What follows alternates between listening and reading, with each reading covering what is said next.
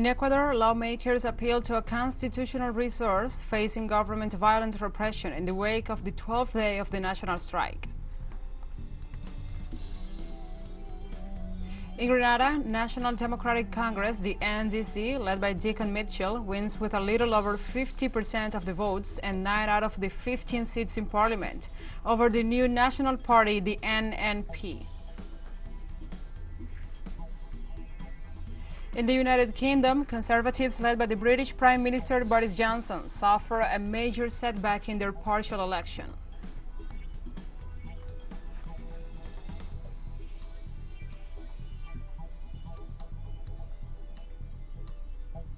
From the headquarters of TeleSUR English in Havana, Cuba, this is From the South. I'm your anchor, Gladys Quesada, and these are the news. Ecuador now sees 12 days of national strike as Guillermo Lazo's government intensified the repressive actions against the popular march. On Thursday, the mobilization gathered diverse sectors of the society and went through the outskirts of the House of Culture and the National Assembly. It turned violent after police authorities implemented repressive actions with the use of tear gas. Despite police violence, demonstrators repeated their willingness to dialogue to achieve a real response to their demands and solve the conflict in a peaceful manner. In 12 days of national strike, the repression of the public forces left a balance of at least 3 dead and more than 100 wounded.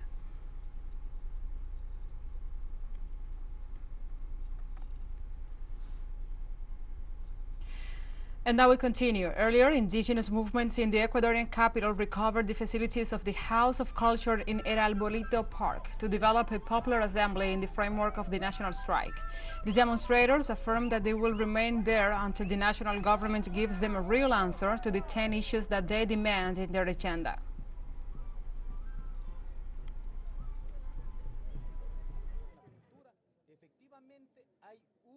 About the House of Culture issue. There is indeed a process and a very militaristic attitude. Never in the history of Ecuador, at least since the return of democracy, never a space of peace, a space where we have been able to come and rest. They have never broken this issue.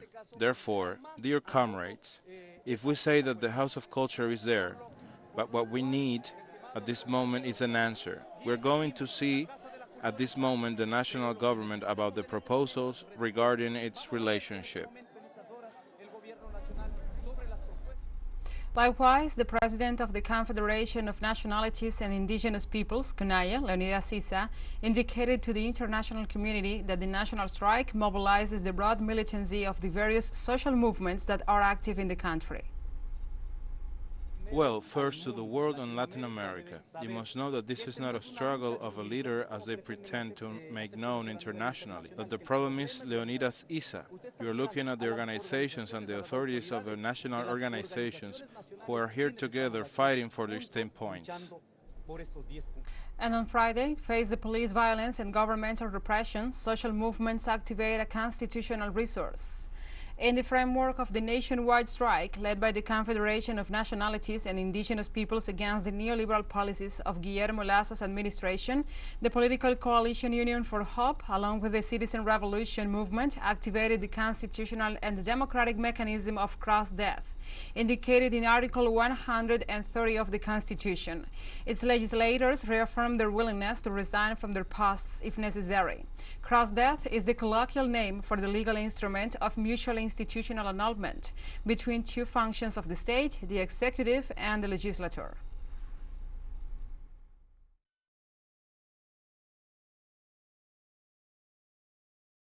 And from Ecuador, we receive more information from our correspondent concerning the latest developments after 12 days of protests and manifestations by CONAIE and other organizations of the strike that claims an end to the state of exception, among other demands. Gracias, Marcela. Un saludo especial para la audiencia también de TeleSUR. And special greetings to the audience of TeleSUR. We're on the 12th day of strikes and mobilizations in Ecuador as a result of the call made by the Confederation of Indigenous Nationalities of Ecuador. In fact, we've already surpassed in one more day the protests of the social outbreak of 2019. At that time, it lasted 11 days, and now we are going for the 12 consecutive days. Unfortunately, Yesterday at noon, the police brutally repressed all attempts of mobilization towards the National Assembly by CONAIE and other organizations of the strike. Do not forget that this is not only CONAIE in the events. The repression was very hard and gases flooded the whole area, and so far there are 4 people dead.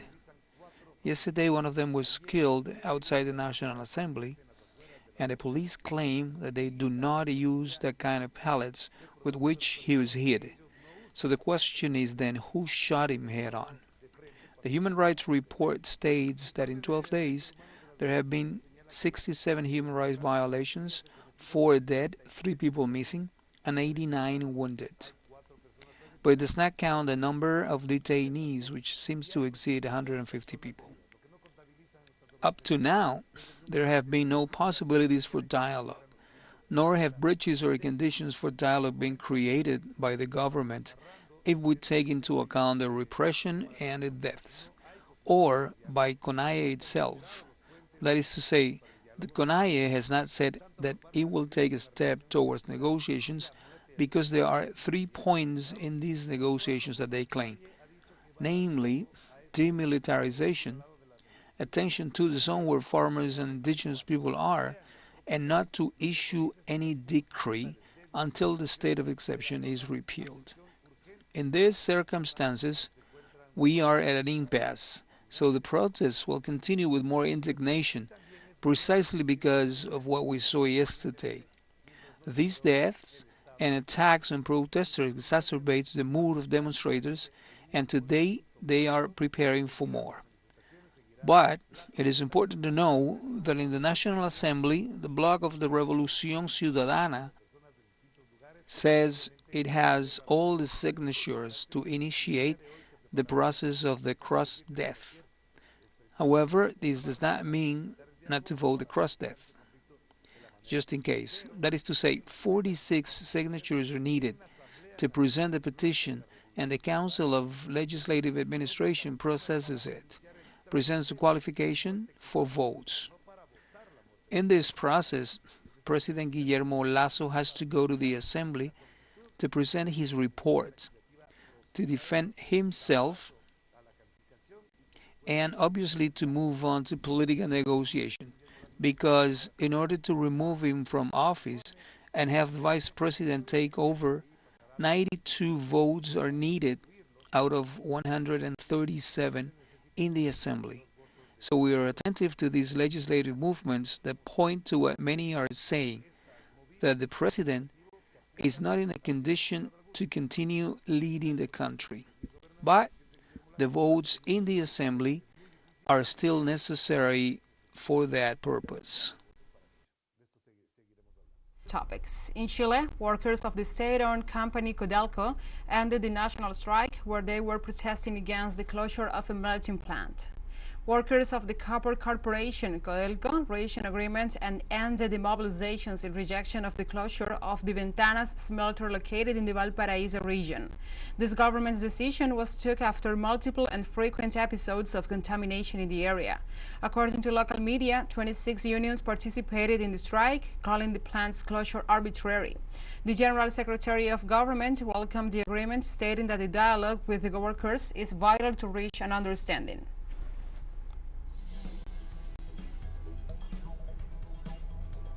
We'll take a short break now. Join us again after this.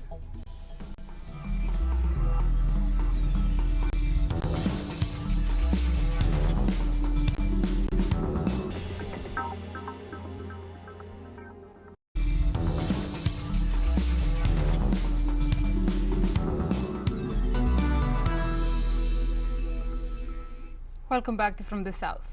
In Grenada, official polling results give the winner and the win to Dickon Mitchell, the candidate for the National Democratic Congress, with 51.81% of the votes. During the elections, about 70% of the eligible voting population participated, which passed without incidents. The next Prime Minister of Grenada, Dickon Mitchell, a 44-year-old lawyer and notary public, was elected political leader of the National Democratic Congress, the NDC convention on October 31st, 2021. According to official results of the general election from the Parliamentary Elections Office, the NDC copped 9 out of the 15 seats in Parliament. The NDC stopped the winning streak of the new National Party, the NNP, led by the former Prime Minister Dickon Mitchell, who came second in the election with 47% of the votes.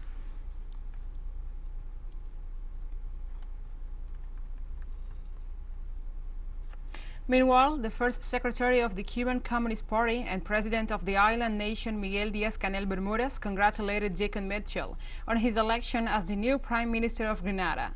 The head of state ratified the country's will to continue advancing in the development of friendly relations and cooperation between Grenada and Cuba for the benefit of both peoples.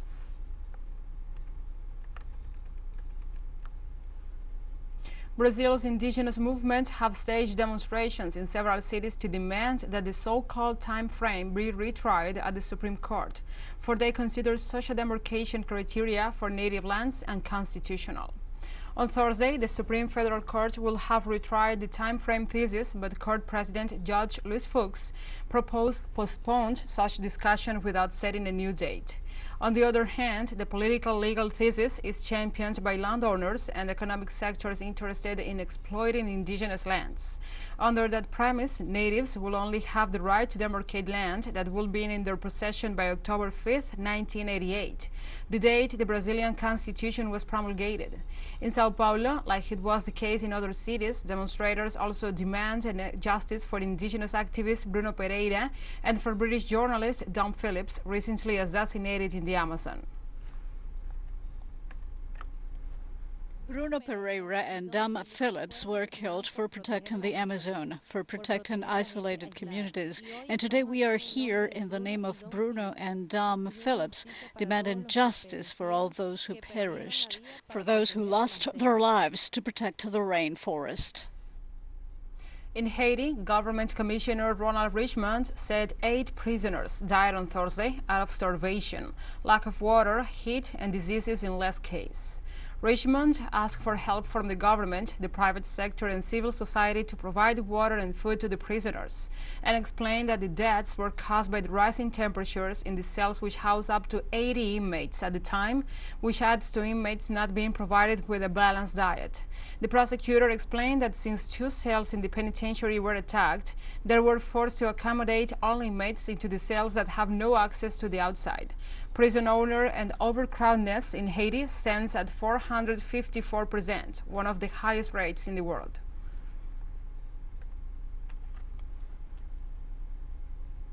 The Nicaraguan people paid homage to the founder of the Sandinista National Liberation Front, Carlos Fonseca Amador, as well as other heroes who fought for the country's independence.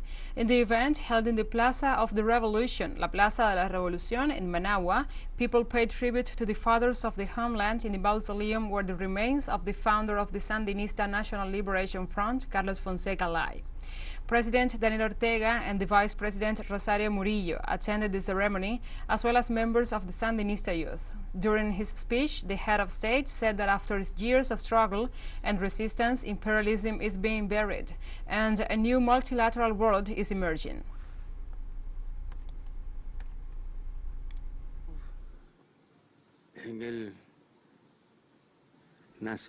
We're witnessing the birth of a new world. Yes, a new world is being born.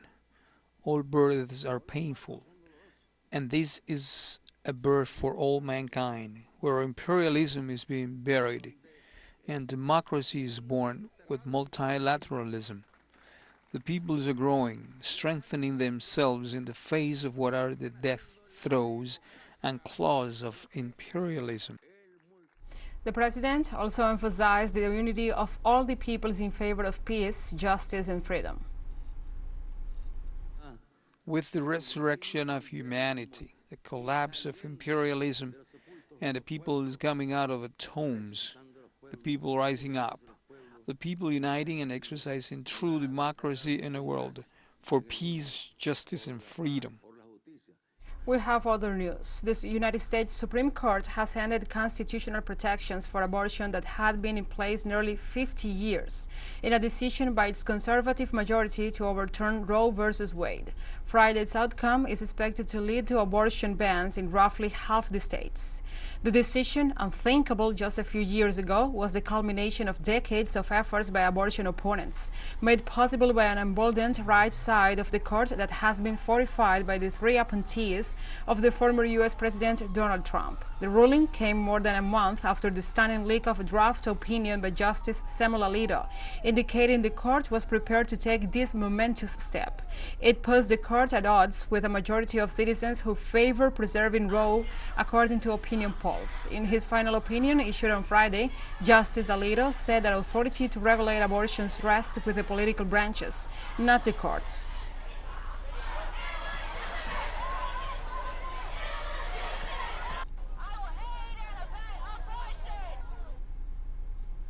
And on Thursday night, the United States Senate approved the increase of firearms control in the national territory with the agreement of Democrats and part of the Republican bench. From now on, the bill will move to the House of Representatives, where it is expected to be approved, given that the Democrats promoting the bill have a majority at the chamber. 65 is the number of votes in favor of the bill and 33 against. Therefore, the motion is agreed and the amendment is approved. And we have more news coming up after a final short break, so stay with us.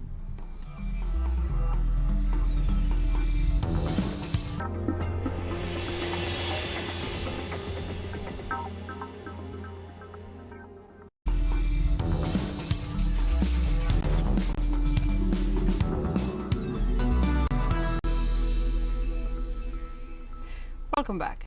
In the United Kingdom, Conservatives led by the British Prime Minister Boris Johnson suffered a major setback in their partial election, in which Labour and the Liberal Democrats won 2 seats in the first round. After learning of the defeat, Conservative Party's honorary chairman Oliver Dowden resigned on Friday.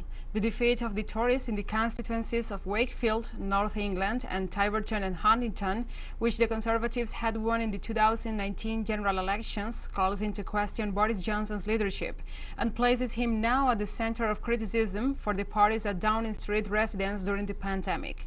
In this context, the winning legislators call on the Prime Minister to resign.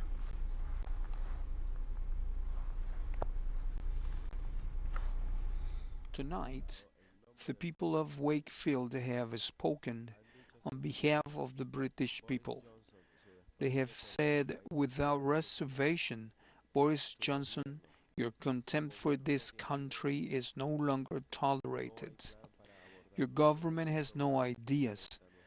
There is no plan to address the major problems facing our country. It is not acceptable that a quarter of all children in Wakefield live in poverty. Hamas leader Israel Haniyeh said that the movement stands in full solidarity with Lebanon against Israel's harassment on the Lebanon-Israel maritime border following his meeting with the Lebanese President Michael Aoun at the presidential palace in Babda. Assured His Excellency President Michel Aoun that we reject any resettlement, alternative homeland or displacement, and we adhere to the right of return to the land of Palestine. We wished of His Excellency and of Lebanese state to look positively at some of the human rights requirements of our people in the refugee camps.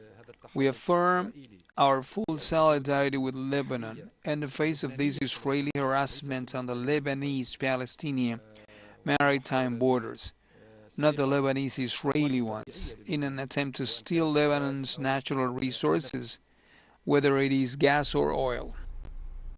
And now we move on to other topics. Presidents, royals, and prime ministers from across the world gathered on Friday in Kigali, the capital of Rwanda, to discuss some of the pressing issues facing their nations and the association that unites them, the Commonwealth. The summit aimed to tackle climate change, tropical diseases, and other challenges deepened by the COVID-19 pandemic. The Summit for Commonwealth Heads of State is the culmination of a series of meetings earlier in the week that reported some success in efforts to better the lives of the people in the 54-nation bloc, an organization that was born out of what has left of the British Empire and includes countries like Canada, Malaysia, and Nigeria.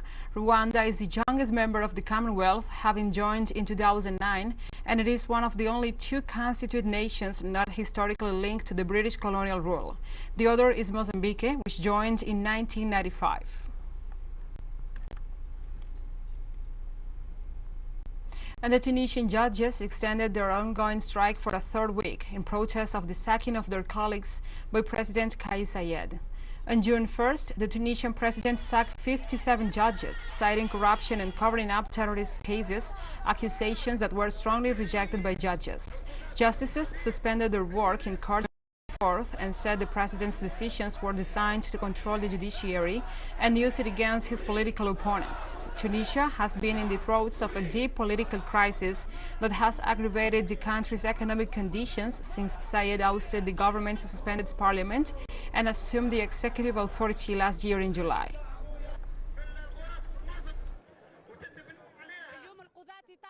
Today, the judges are demanding the withdrawal of the Decree 35, which is unconstitutional as it fails to grant the basic right to defend oneself and jeopardizes the independence of the judiciary. We denounce as well the Decree 516 that allowed the President Kais Saied to sack 57 judges by simple signature without granting them the right to consult their cases and to defend themselves. Russia's Foreign Minister Sergei Lavrov said that Ukraine and Moldova joining the European Union presented no risks for his country because the EU is not a military alliance. However, Lavrov accused the EU and the North Atlantic Treaty Organization of waging a war on Russia, comparing them to the Axis powers in World War II. The European Union is not a military alliance, unlike NATO. Therefore, a development of its relations with other countries which aspire to it poses no threats or risks to us. In the past several years, the EU has significantly evolved, if not mimicked, towards acquiring an aggressive ideological agenda, a Russophobic agenda. And like this, we have come to the end of this news brief. But remember, you can find this and many other stories on our website at telesurenglish.net. And also, if you feel so inclined, please join us on social media for all the latest news. We are on Facebook, Twitter, Instagram, and Telegram. For Telesur English, I'm Gladys Quesada. Thank you for watching.